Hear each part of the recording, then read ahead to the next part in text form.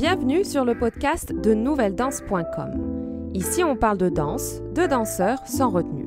Ancienne danseuse professionnelle, je suis Morgane et je peux enfin vous partager l'expérience, les conseils, les témoignages et les bruits de couloir de cet univers mouvementé. Le podcast est disponible sur de nombreuses plateformes, alors n'hésitez pas à vous abonner pour ne rien rater. N'oubliez pas de mettre une bonne note ou un commentaire gentil, ce sera un bouquet de fleurs pour m'encourager pour la suite. Retrouvez-moi sur le site nouvelledanse.com ou sur la chaîne YouTube Nouvelle Danse.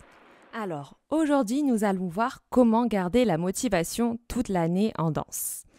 Parce que oui, rester tout le temps motivé, c'est quand même difficile physiquement, mais surtout psychologiquement, soyons honnêtes. Il faut trouver des astuces. Tu vas me dire, ouais, mais Morgane, mais franchement, quel genre d'astuces on peut trouver? Alors, tu vas prendre une petite feuille et un petit stylo. Pourquoi je sors à chaque fois petit? Tu prends seulement une feuille et un stylo et tu vas noter. En premier point, on va analyser. On va essayer de comprendre quand tu perds la motivation dans l'année. Exemple, pour moi, je sais que je suis à chaque fois démotivée vers novembre, début décembre. Je sais, ne me demande pas pourquoi, c'est toujours cette période-là, toutes les années.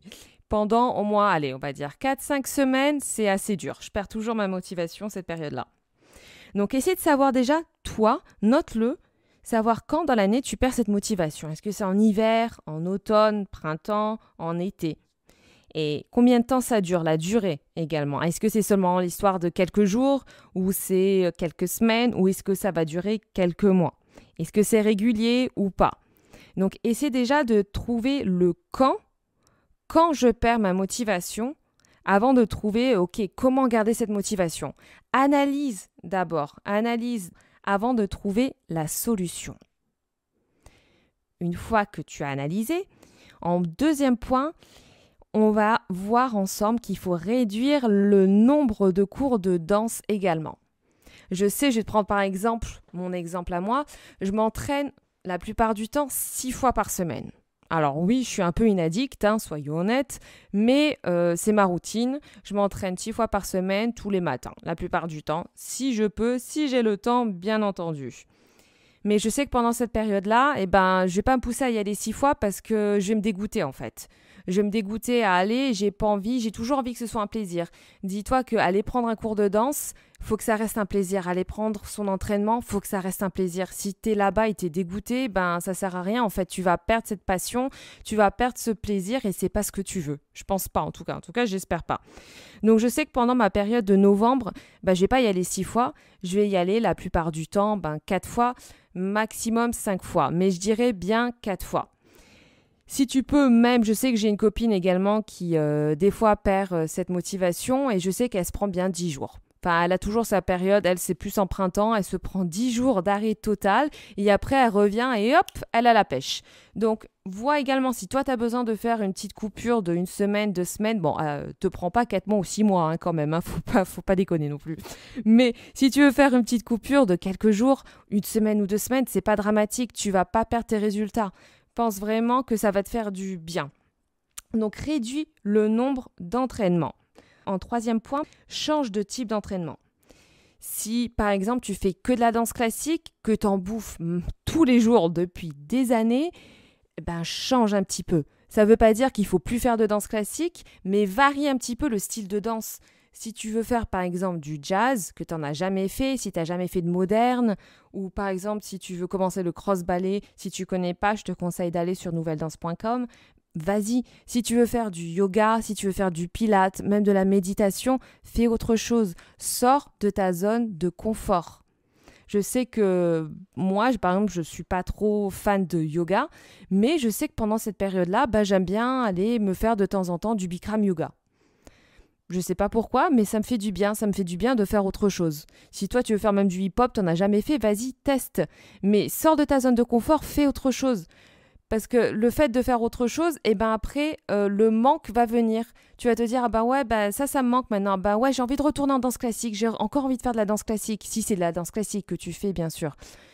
Mais moi, par exemple, c'était ça. Quand je faisais la danse classique, j'en avais un peu un ras-le-bol. Et quand je faisais autre chose, et ben après, la danse, ça me manquait. La danse classique me manquait. Du coup, j'étais contente de reprendre la danse classique. Mais trouve autre chose, quelque chose que t'aimes, bien sûr. Vraiment. Et pour le dernier point, c'est bien sûr l'état d'esprit. C'est le plus important. Il faut que tu sois positif. Il faut vraiment que tu gardes cet état d'esprit positif. Si tu te réveilles le matin et que tu es déjà dans un mood négatif, franchement, ça va pas le faire. Dis-toi aussi que quand tu vas faire un cours de danse et que tu as cette pirouette et que tu n'arrives pas à faire cette pirouette et que tu dis non mais de toute façon je vais pas arriver à faire cette pirouette, et tu vas pas réussir à faire cette pirouette. Si tu es là et tu es à côté, tu dis ouais je vais la faire cette putain de pirouette, je vais réussir à la faire, et que tu es une guerrière et que tu dis ouais que tu as cet état d'esprit positif, je dis pas que tu vas la faire absolument à 100% super bien, mais il y a de grandes chances à ce que tu réussisses à faire cette pirouette. Donc l'état d'esprit, c'est vraiment très important. Avoir un état d'esprit qui reste positif, ça va vraiment t'aider pendant cette période de non-motivation.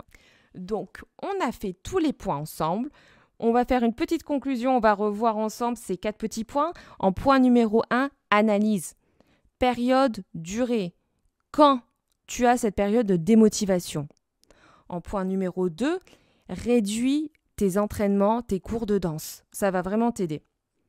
En 3e point, change de style de danse. Jazz, moderne, cross-ballet, yoga, pilates, méditation. Fais autre chose. Sors de ta zone de confort, s'il te plaît. Et en dernier point, l'état d'esprit. Reste positif tout le temps. Bon, tout le temps, ok, il faut peut-être pas exagérer Morgane, mais la plupart du temps. S'il te plaît, reste positif et ça va vraiment t'aider pendant cette période de non-motivation. En tout cas, maintenant, je crois que je vais me taire. J'espère que ces points vont t'aider. Prends du temps pour toi et surtout, reste motivé, s'il te plaît. Bon, voilà, il est temps de faire sa révérence. Merci d'avoir partagé ce moment de danse et d'expérience. Le podcast est disponible sur de nombreuses plateformes, alors n'hésitez pas à vous abonner pour ne rien rater. N'oubliez pas de mettre une bonne note ou un commentaire gentil, ce sera un bouquet de fleurs pour m'encourager pour la suite. Retrouvez-moi sur le site nouvelledanse.com ou sur la chaîne YouTube Nouvelle Danse.